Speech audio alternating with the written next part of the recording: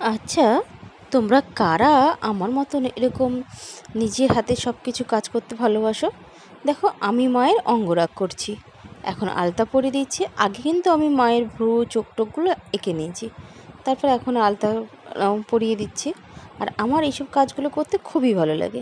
এই যে শাঁকা পলাগুলো দেখছো, এগুলোও কিন্তু আমি অনেক দিন আগে মাকে বানিয়ে দিয়েছিলাম। আর এই কানেরটা সোনার, আমি মাকে বানিয়ে দিয়েছিলাম, মানে আমি বানাইনি, স্বর্ণকারের থেকে বানিয়ে নিয়ে এসেছিলাম। আর এই ব্লাউজ, শাড়ি, এগুলো কিন্তু আমার নিজের হাতে বানানো। কেমন লাগছে আমার মাকে দেখে তোমরা নিশ্চয়ই অবশ্যই কমেন্ট করে জানিও। এবার এই শাড়িটা আমি পরিয়ে দেবো, আর একদম আটপরা করে পরাবো, কারণ আমি একদম ঘরোয়াভাবে সাজাতে চাইছি, মানে মাকে একদম সুন্দরভাবে আটপরা বউ, নতুন বউয়ের মতন সাজাতে চেয়েছি, তাই এইভাবেই পরাচ্ছি। আমার খুব শখ আছে মাকে একদম জুয়েলারি দিয়ে মাকে সাজিয়ে তুলবো। আমি অনেক ভিডিওতে দেখি।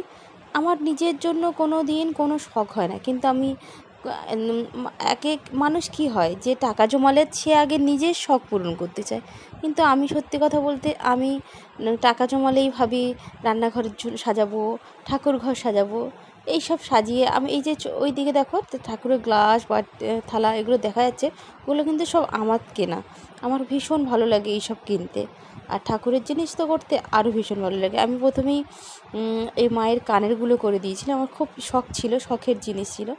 এই শিবলিঙ্গ দেখছো, এটাও আমার কেনা, লোকনাথ বাবা এটাও আমার কেনা।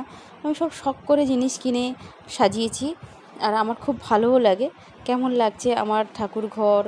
আর জগন্নাথ তো আছে, মানে পুজো রথ চলে গেলে তারপর তুলে নেবো ছেলে রথের ঠাকুর।